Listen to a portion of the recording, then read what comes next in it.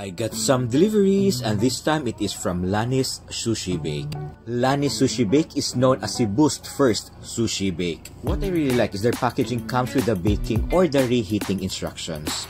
Being Cebu's first sushi bake, they are introducing their new flavors. They now have the garlic ebi and the salmon unagi.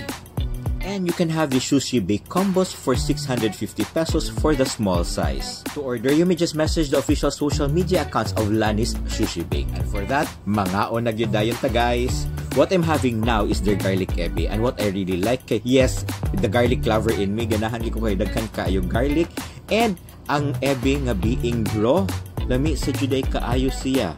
Together with the mayonnaise, perfect. Kana galimor naglazy na ko og wrap niya, ihungit na lang siya diretso eh.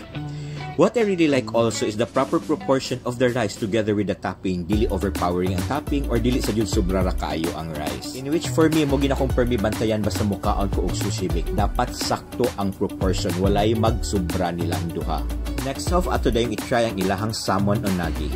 And then again, what I really like is ang pagkasakto sa proportion sa rice o sa toppings nila.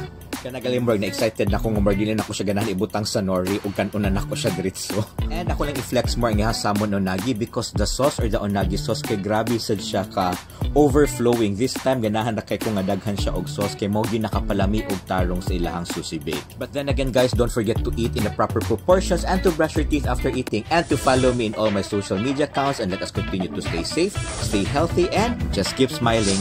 Bye-bye!